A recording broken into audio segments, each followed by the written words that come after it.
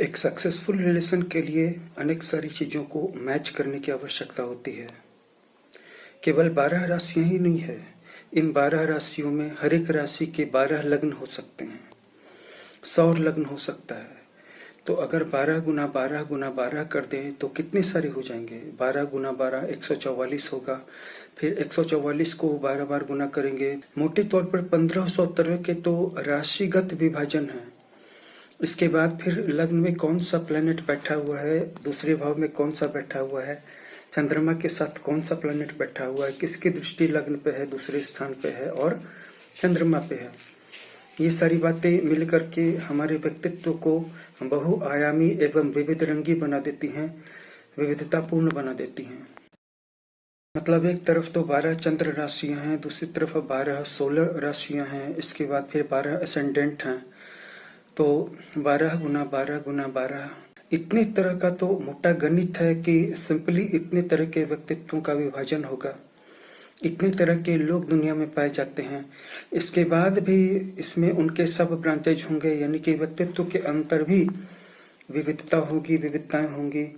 और यह सब डिपेंड करेगा कि लग्न में कौन सा बैठा है, लग्न पर किसकी दृष्टि है, द्वितीय स्थान में कौन बैठा है, द्वितीय स्थान में किसकी दृष्टि है, द्वितीय पर किसकी दृष्टि है, लग्नेश पर किसकी दृष्टि है और चंद्रमा किसके साथ बैठा है। बहुत सारी चीजें, एक नहीं एकदम मिलियंस ऑफ चीजें आ जाती हैं। फिर भी लोग अपनी राशि जानना चाहते हैं और फिर भी अपने जीवन साथी के साथ अपनी राशि का मिलान करके देखते हैं।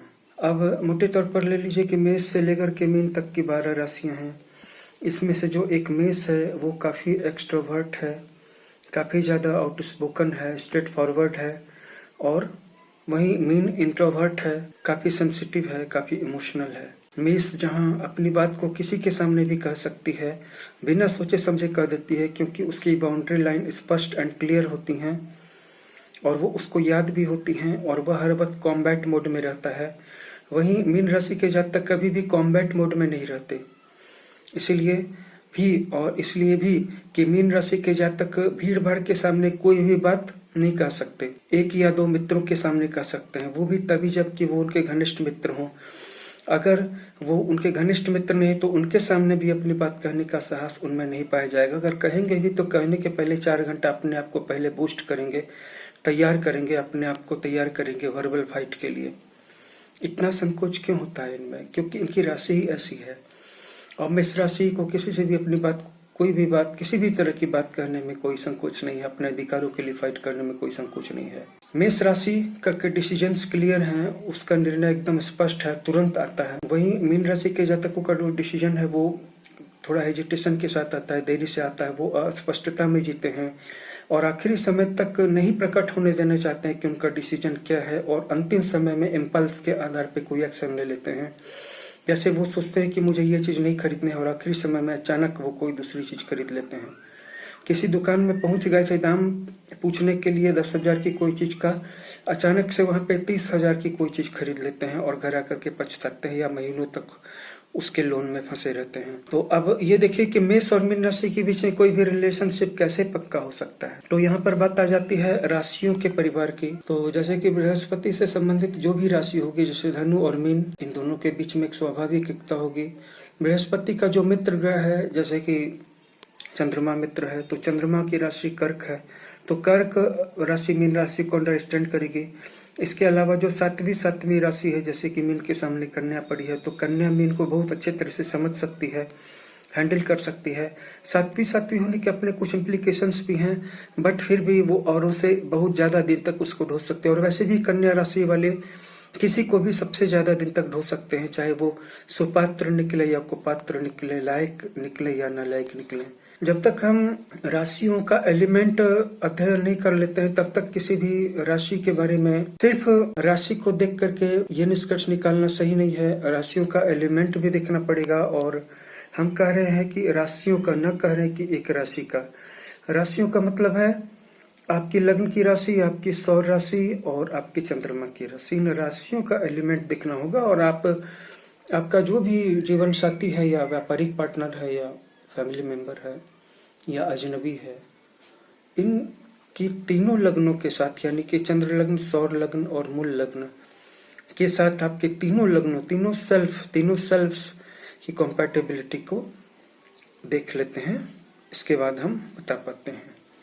आप भी अपने रिलेशनशिप बनाते समय इन्हीं बातों की सावधानियां रखें। तो जो मीन राशि के जातक हैं उनको जरूरत है कि वो असर्टिव बने, साथ ही साथ उनको जीवन में एक गोल को चूज करने की जरूरत है और उससे संबंधित जो वर्क है उस पर तब तक काम करते चले जाने की जरूरत है जब तक कि वो काम पूरा कंप्लीट ना हो जाए।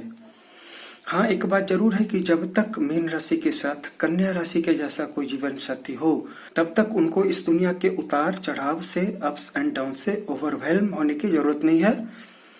कन्या राशि अच्छी तरह से उनकी सुरक्षा कर सकती है, लेकिन दिक्कत तब आती है जब मीन राशि इसको ग्रांटेड मान लेते हैं कि मेरे साथ कन्या राशि जीवन भर रहेगी। क्योंकि कन्या राशि की बात अलग है, लेकिन जहां तक मीन राशि की बात है उसके साथ कौन रहना चाहेगा?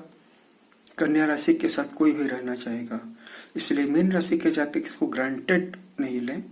अगर वो अकेले हो गए तो और भी ज्यादा कठिनाई में पड़ेंगे। इसलिए उनको असर्टिव होने की जरूरत है, एक गोल को चुनने की जरूरत है और उस काम को पूरा करने की जरूरत है अंत तक।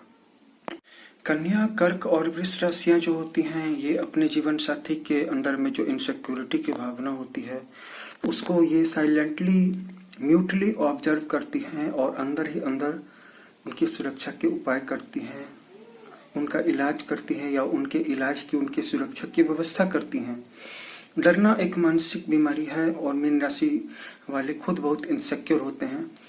इनसिक्योर कन्या राशि वाले भी होते हैं, उनको भी भविष्य का डर लगा रहता है, बुढ़ापे का डर लगा रहता है, दुश्मनों का, बीमारी का डर और चिंताएं सताती रहती हैं।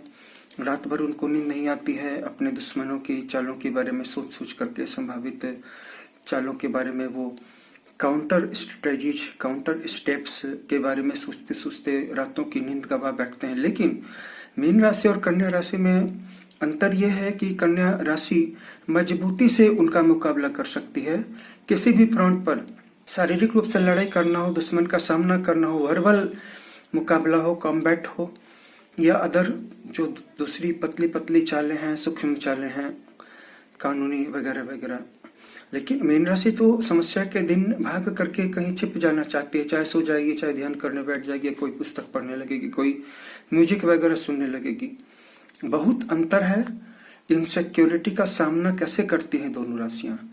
कर्क राशि भी बहुत हद तक सुरक्षित होती है, लेकिन समय समय पर मीन राशि की जो भिम्स है उससे उसको भी चोट लगती रहती है। यानी कि जीवन साथी के रूप में भी मीन राशि अपने जीवन साथी को कोई न कोई सूक्ष्म चोट देते रहते हैं, चाहे वो जान के दें या अनजाने में दें। कन्या राशि का तत्व पृथ्वी है, वृष राशि का तत्व ही पृथ्वी है, इसीलिए कन्या राशि की तरह ही वो वृष राशि स्टेबल है, बट ज्यादा स्टेबल है क्योंकि है तो वो अचर। कन्या राशि द्वेषभाव है, अस्थिरता का भी उसको आप शिकार मान सकते हैं। तो वृष राशि भी बहुत प्रोटेक्टिव होती है किसी भी जीवन साथी के प्रति, लेकिन मीन राशि को अपने जीवन साथी के रूप में झेलना साधारण बात नहीं है। तो आपकी राशि क्या है आप अपने कमेंट बॉक्स में जरूर बताइएगा। और अगर आप अपनी जन्म कुंडली के एनालिसिस कराना चाहते हैं तो हमारे व्हाट्सएप नंबर पर संपर्क कर सकते हैं। वीडियो वॉच करने के लिए धन्यवाद। इसको शेयर कर दीजिएगा, लाइक कर दीजिएगा, हमारे चैनल को सब्सक्राइब कर लीजिएगा। Thanks for watching.